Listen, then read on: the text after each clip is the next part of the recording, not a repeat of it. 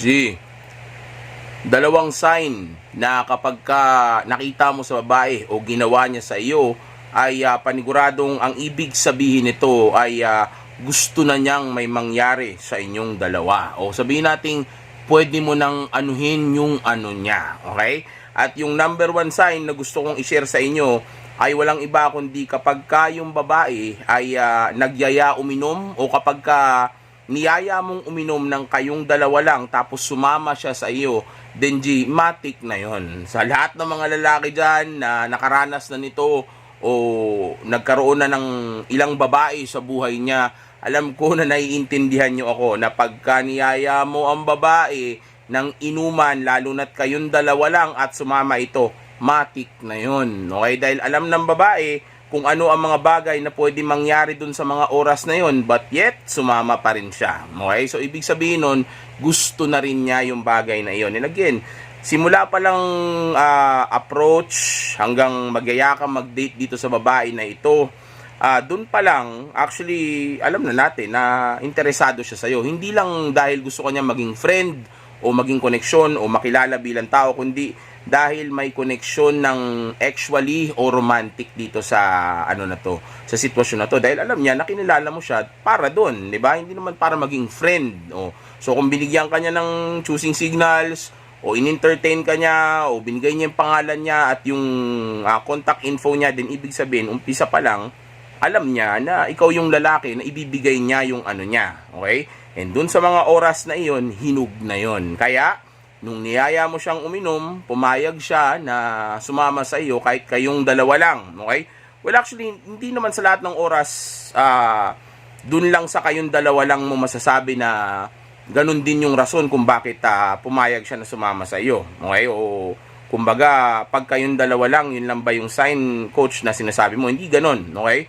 Well, actually, even kapag may kasama kayong iba, kung alam niya na inuman ito at hindi niya kakilala yung mga makakasama ninyo, kahit nakakilala niya pa yung mga yon, at kung ikaw yung, let's say, nag-invite, tapos pumayag siya dun sa invitation mo, then dun pa lang, sign na rin yun. Dahil nga, again, alam niya kung ano ang pwedeng mangyari dun. Pero kung kayong dalawa lang, mas malaki ang porsyento na positive talaga yon. Okay? Dahil alam niya kung ano ang mga bagay na pwedeng mangyari dun, lalo na kung niyaya mo siya ng inuman sa bahay mo na mismo. Okay? O kaya, kahit na niyaya mo siya ng inuman sa labas, sa club, sa bar, o kung saan man na may liquor, then dun malaki na talaga ang pruweba o sabihin nating senyales na siya ay interesado na may mangyari sa inyong dalawa. Pero, of course, mas positive o mas posible na interesado talaga siya dun sa bagay na yon kung sa bahay mo yayayain tapos sumama siya ng kayong dalawa lang. Okay? Dahil alam nga niya kung anong pwedeng mangyari sa kanya, alam niya kung anong pwedeng gawin mo sa kanya, pero sumama pa din siya. Okay? So, yan yung number one sign kapag niyaya mo yung babae. At saka also pala, kapag siya rin yung nagyaya. Okay? Pag siyang nagyaya sa bahay niya, tapos kayong dalawa lang, okay? Then malaki ang tsansa na sabihin nating ganun din yung bagay na gusto niya. Yun nga lang, mas positive kung sabihin natin ikaw yung nagyaya tapos sumama siya sa'yo. Kumpara dun sa siya yung nagyaya tapos ikaw yung sumama sa kanya. Okay? And also at the same time, delikado yan yung siya yung nagyaya. Huwag kayong basta-basta sumasama sa ganyan dahil baka mamaya mapahama kayo dahil hindi mo lugar yun. Okay? Pero kung siya yung nagyaya tapos sa lugar mo gagawin, then alam mo na yon, di ba? Matik na yon. Kung siyang nagyaya na mag-inuman daw kayo, tapos gusto niyang gawin yun dun sa bahay mo, then alam mo na yon. Dahil, di ba, siya na nga nagyaya, tapos sa bahay mo pa gusto gawin, then, di ba? Hindi lang basta 80 o 90% yun, 100% na yon. Depende na yon sa kung paano mo i-convert yung energy o vibe na mayroon kayo papunta sa romantic para makapush kayo papunta sa bagay na gusto ninyong mangyari sa loob ng kwarto ng kayong dalawa lang. Okay? So, yan yung number one sign. Number two sign, ito, sobrang obvious din ito. Kapag kakausap mo yung babae, tapos halos yung mukha niya, ay idinidikit niya na sa mukha mo na halos na amoy mo na yung hininga niya ba nagsasalita siya, o kaya yung pisngi ninyo ay nagdidikit na, o kaya sabihin nating may mga times dumidikit-dikit na yung balat niya sa'yo, tapos wala na siyang pakialam kung nagra-rub yung mga skin ninyo, lalo na yung mga bagay na hindi dapat madikit niya sa'yo, yung papaya, di ba? Minsan kahit yung bandang tahong nadidikit na rin, di ba? So, Yeah, pagka ganun yung babae, obvious na. Dahil nga wala na siyang paki. Komportable na siya na maidikit sa'yo yung mga bagay na hindi maidikit sa'yo. Okay, lalo na yung mga parte na kapag kayo mayakap siya sa'yo, dumidikit yung banda dun sa braso mo. O, di ba? Sige mo, dumidikit yung sa braso mo, tas okay lang sa kanya. At alam niya yon, aware siya dun. Di ba nga, pagka sabihin natin hindi niya kakilala yung tao, o hindi niya gusto yung tao, tas nadikit yun sa tao, kahit aksidente lang, nagre-react siya. Kasi may mali siya yun sa kanya, di ba? So, kung dumidikit yun sa'yo, tas wala na siyang pakailam, tas parang ansaya-saya niya pa, o sabihin natin parang sobrang okay lang yun sa kanya, then obvious na obvious yun, di ba? Pwede mo nang pitasin yung okay? Gusto na niyang may gawin kayo, at yun yung senyalis niya para kunin mo yun sa kanya. Again, napakadalang na yung babae ang mag-aaksyon o gagawa ng bagay na yun para mangyari yun sa inyo. Ikaw talaga ang mag-uumpisa, ikaw ang magpapainit, okay? So, kung gano'n na yung sitwasyon ninyo, dumidikit-dikit ng gano'n, o sabihin natin, yumayakap-yakap na sa iyo, okay? Tapos kahit na pawis ka, okay lang na madikit mo sa kanya yung balat mo, okay? Then ang gawin mo na ay umaksyon ka na. May video na ako dyan, hindi ko na ulitin dito. Dahil again, hahaba yung video natin, saka nasabi ko naman na yan noon, okay? So, hanapin niyo yung video na yan, kung paano natin i-convert yan. Basta gawin mo lang din yung ginagawa niya sa iyo, tapos bulong-bulungan mo sa tenga ng mga seductive na linya, okay? O sabihin nating i-engage ng emotions niya, o sabihin nating mga linya na bubuhay ng nararamdaman niya sa mga oras na iyon, okay? Para makaramdam siya ng sabihin nating kakaibang vibe o romantic vibe, okay? Sa moment na yon, okay? Tapos hindi ko talaga, madetalye na masyado. Pero nagawa ko naman yan sa video na iba, pero hindi ko lang masabi dito dahil mahirap na, baka ma-misunderstood tayo ng YouTube. Okay, so ganun lang. Tenga, pag niyakap ka, gayahin mo lang yung ginagawa niya sa'yo, okay?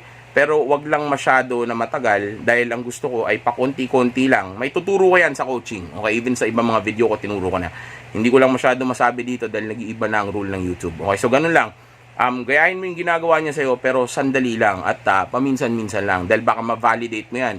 Isipin naman niya na hayok ka. Okay? So, kumbaga, ipakita mo lang sa kanya na interesado ka na rin, tas painitin mo siya ng konti hanggang sa pagka-okay na, then yayain mo na kung saan dapat yayain yan. Okay? So, sa ngayon, ito muna, mga signs lang muna gusto kong i-share sa inyo para at least alam ninyo kapag nagkakaganyan na yung babae kung dapat na bang pitasin o anihin yung dapat anihin sa kanya. Yung kung ano yung tinanim o itatanim mo, hindi ko alam. Okay, bahala na ako, alin man doon. Okay, basta't yun ang ibig sabihin natin dito. Okay, so ito yung mga sign na yun. Okay, so pagka yung babae ay ready makipag-inuman sa'yo at kayong dalawa lang, o kaya siya pa'y nagyaya tapos sa lugar mo gusto gawin, sign na yun. Di ba yung mga sinabi ko kanina? Okay, tapos itong pangalawang sign ay yung kapag kinakausap ka niya, tapos sobrang lapit na mukha niya, halos hininga sa hininga na, o kaya wala siyang pakailam, kahit pawisan ka, dumidikit pa na, kahit na ganun dumidikit yung balat mo sa kanya, o kaya sabihin nating pati yung mga hindi dapat dumikit na parte ng katawan niya, dumidikit na sa'yo, pero okay lang sa kanya, then ibig sabihin, sobrang obvious na sign na yun. Kasi minsan, yung mga parts na yun ng katawan niya, na dumidikit sa'yo, minsan, actually, madalas, sinasadya niya pang idikit yon. Maniwala ka sa akin. Sinasadya niyang idikit yon para of course makuha mo yung mensahe niya o makuha ng utak mo yung mensahe niya na may gusto siyang mangyari sa inyong dalawa. Okay? Kung ano man yung natitrigger sa'yo habang nangyayari yung ginagawa niya na yun, habang nakadikit yung papaya sa'yo, kung ano man yung natitrigger sa'yo na yun, yun yung target niya. Okay? Tandaan mo, kaya yun nabuhay ay dahil may bumuhay sa patay. Okay? Kaya tumigas ay dahil may nagpatigas. Hindi yun basta titigas kung walang rason para tumigas siya. Okay? So, ibig sabihin, kaya tumigas ay dahil may nagpatigas. So, ibig sabihin, sa moment na yun, kaya malamang dinidikit-dikit niya yun ay dahil gusto niyang anuhin mo na yung ano. Okay? So, ganun lang yun. So, yun yung dalawang sign. Number 1, yung sa pag-inom. Pangalawa, itong kung paano kanya kausapin at dikit-dikitan. Okay? At minsan, gaya sabi ko kanina, sinasadya niyan. Okay? So, make sure na hindi magtatagal yung ginagawa niyang pagmamanipula na yun. Kunin mo kanin bagay na dapat mong kunin sa kanya kaagad para kung hindi naman pala yun ang gusto niyang mangyari at pinaglalaroan ka lang o ginagamit lang yung attention mo o minamanipula ka lang, then at least malaman mo kaagad para at least pwede kang mag-disengage agad do sa ginagawa niyang kalokohan na iyon. Okay? Para naman dun sa mga magsasabi na Bakit naman yung mga dati naming nakadate na nakainuman namin o sumama sa amin sa inuman, hindi naman namin nadali? O, so bakit mo sinasabi ngayon na 100% sure na matik na kapag ka ang babae sumama sa inuman ay madadali mo na o may mangyayari na kaagad sa inyo? Well, ito sagot dyan. Marahil umpisa pa lang may nagagawa na kayong mali o kaya dun mismo sa oras na iyon ay may nagawa o may nasabi kang mali kaya na turn off siya. Okay? Pero sigurado ako na senyalis yun na gusto niyang may mangyari sa inyo. Actually, umpisa pa lang, nung kinilala mo pa lang yan, hanggang niyaya mo ng date, dun pa lang senyalis na yun, alam niya na ikaw yung lalaki, uri ng lalaki na hindi pang kaibigan lang. Kumbaga, yung may mangyayari nga sa inyo. Okay? So, pati dun sa moment na yun, alam niya na papayag siya. Kasi gusto nga rin niya. Yun nga lang, malamang may nasabi ka o may nagawa kang hindi maganda o nagpapatay ng emosyon niya o ng elbog niya. Kaya ngayon, ang nangyari ay na-turn off siya. Okay? Kaya hindi yun natuloy. Pero kung sign ba yun talaga na gusto ng babae na may mangyari sa inyo o pwedeng may mangyari sa inyo ng babae na yun, 100% sure ako dun. Talagang gusto niya yun ng mga oras na yun.